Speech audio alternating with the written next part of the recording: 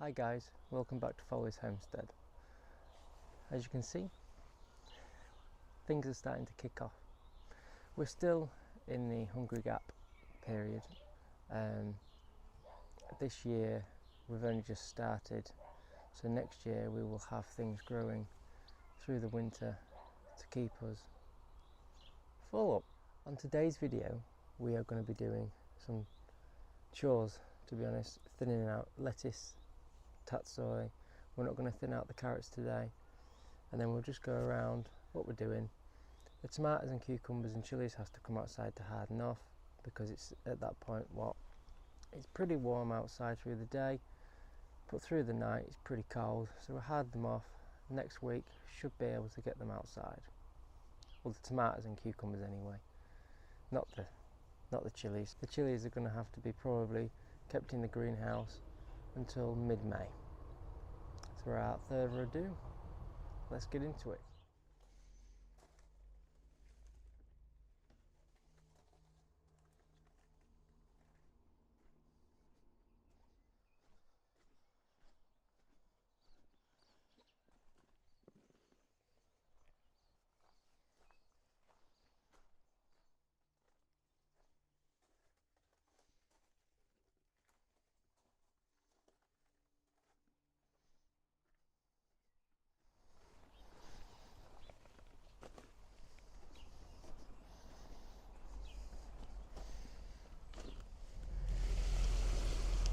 Hardening off plants is essential when your climate isn't regulated.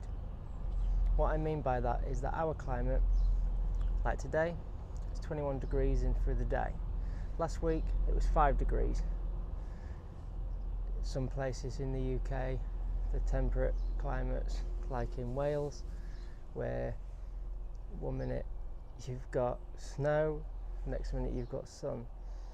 But in some parts of the country, like down south, it's pretty warm, so you can get it regulated properly, so to speak. But in our climate it isn't. So what we do, we just have our tomatoes. We've got 6 different varieties of tomatoes. The chilies, I know the varieties, I don't know which one's which, because I mix them up. It's a common mistake, probably happen next year again. You know, you get busy, you think you've labelled them and you haven't. So we've got some cucumbers. Now in the greenhouse I have got a couple of tomato plants and a cucumber plant in there. I'm leaving it open through the night to see what happens, because we're going away, and I would want to prefer them to be in the greenhouse and be alright instead from inside, because they're not going to grow properly. So that's how we harden stuff off. We bring them outside through the day, we put them back in the greenhouse for a couple of hours, then we put them back inside. Some people say hardening off doesn't do anything. We didn't used to. Where we was growing last time, we didn't have to. Everything grew outside. But in this climate, things have to be done differently. Before we get into thinning out the lettuce, I just want to talk to you about the onions. These onions was sowed into module trays in early March. We planted them out when they got 4 inches tall, so probably the end of March. These have been in the ground for about a month. They're doing brilliant.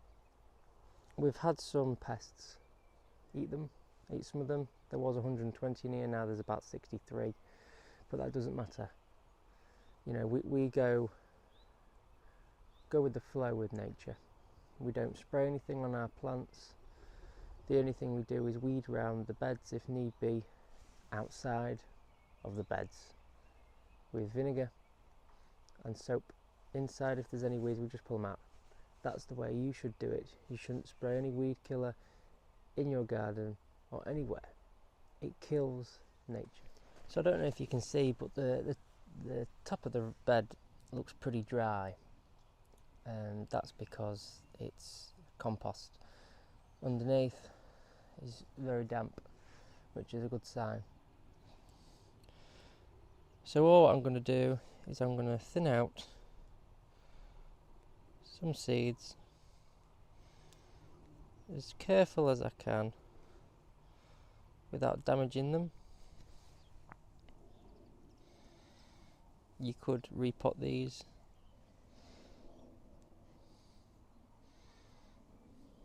but we're not going to do that today.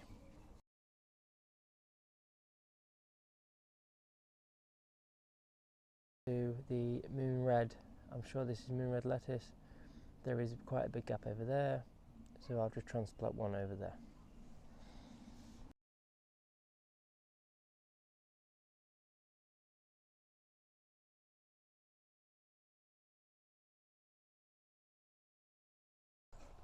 So this is what I was talking about, there's quite a big gap. So we're going to pick out these ones here, laying back in the ground. Now what I'm going to do, I'm going to find quite a big one.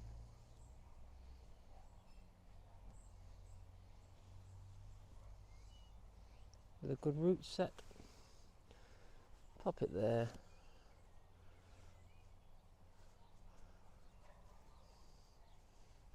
Pop it in the ground.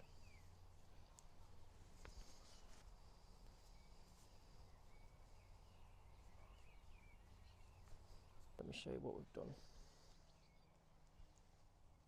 I don't know if you can see, but we've left one here.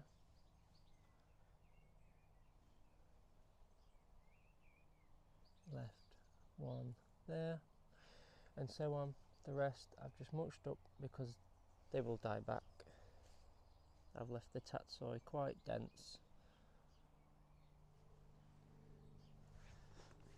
and with this, these are they're still immature plants, so I'm going to leave them until we get back. So as you can see behind me, we have a courgette and a cucumber, and we've got some tomatoes. As I said earlier on, I put them in here to see what happens, but I've got some sheep's wool from our friends from Wales. They have pet sheep, so we inquire that. No, they've donated. They donated 5 bags for us. It's pretty nice of them. So what I've done with the wool is we've mulched with wool. One, it keeps the soil very moist. It helps with soil regulation, and it helps with weed suppression. Now, it might not seem a lot of work to do all them things, but when you've got a lot going on in your garden, it's good to have a lot of weed suppression, more soil retention, just in case. You never know, you might be late a day, you might forget. Here I've got some sunflowers growing. Now these have only been in the ground for 7 to, I think it was 10 days, and look at them already. Isn't that just stunning? Now, there is a few that's got a bit cold, but they should bounce back. If not, that's why I've done quite a few. In this tray here, we have cabbages, nasturtiums, but mostly the cabbage, waiting to get transplanted out into the garden. In this tray here, we've done the same with other different sunflowers. We've got teddy bear sunflowers and red sunflowers here. We've never done, well, we've never had sunflowers in our garden before, so we're going a bit mad on sunflowers this year. One, it's good for the wildlife, but two, when you actually let them dry out, you can actually harvest the sunflower seeds, and it's good nutrition for you as well. In this bed we have some giant spinach. We've got pak choi, we've got blood beet. I'm pretty sure it's a species of beetroot, but it's in leaf form. It's really good in salads. We've got some onions, And we've got chard, and this is called rhubarb chard. It's not anything to do with rhubarb, it's to do with the colour. In these pots here we have dill, and we have coriander. We are not very big fans of coriander or dill, so we've just done them in little pots, just to really top things. But I do like them in the walkway, like I do with all my pots round. We've got some pretty good herbs I need to show you. I'm going to turn you around. So we've got this is called an olive herb plant. We got it free in the order, so we're planting it out and see what happens. Then we've got some tarragon. Tarragon is lovely. I think I need to chop that back a bit so it comes out in a bush like.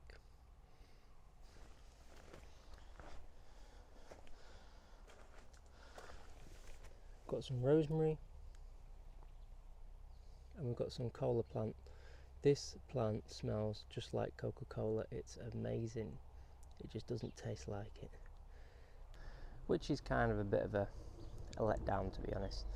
When you buy a herb what says cola plant, you would think it tastes like cola, but it doesn't. Apparently if you put in cocktails or something, it's supposed to give you a bit of a aromatic such like as cola, but it does not taste like cola at all. It smells just like cola though, which is a bit of a mind boggle. And then behind you we have some lavender and garlic chives and some sage. Like I was saying earlier, there's a bit of a weed there, so we pull it up and just let it decompose on the bed. That's all what we do. Oh, there's another one there. I don't know what they are. They're pretty much everywhere, to be honest. In this bed we have carrots. We have Autumn King carrots and then Lulu carrots, which are purple. Now people at this stage would normally thin them out. The only thing with thinning carrots out, it attracts carrot root fly, which is a fly that comes and lays their eggs. The larvae bury into your carrots and it's not very appealing. You lose quite a bit of your yield. So what I'm doing, I will let them grow, and then once they get about an inch, then I'll thin them out, because then by the time it comes to that, the carrot root fly would have already laid the egg somewhere else and it would have been fine. As you can see here, it's thinned out a bit. We've got a finch nest and a blackbird's nest. They like to come over and rummage through. It don't really bother me. It shouldn't do. It shouldn't bother any of you unless they are ripping up the whole thing. I think it's quite cool that we've got nests around us. You need more wildlife. That's probably why we don't have a lot of slugs. We are going to make a little pond, a little nature pond, out of a barrel, what's in the ground, for wildlife to come into our garden, so we don't have to, well, hopefully we won't have a lot of pests then, because then the wildlife, what comes in, the predators, can sort that out for us. We also have a blackcurrant bush which we bought last year. Last year it was fruiting, but we decided to let the pigeons eat them, because what to my understanding is, if you let your blackcurrant bush grow out a bit and let harvest, so we didn't want to harvest it because it wouldn't be a lot, so we let the pigeons do it. This year we've got hundreds out of just one bush. Hopefully it'll get pollinated or whatever happens, because we don't really know what happens or how it happens. I mean, like corn itself pollinates, we don't know if blackcurrants need to be pollinated. If that is something you know, please put it down in the comments as well. If you guys know what them weeds are, please pop down in the comments. I would be grateful, because then the more you know in your garden, the better. But that's all for today. Thank you very much for watching. If you haven't already, please subscribe to my channel. It means a lot. It might not seem it, but it is.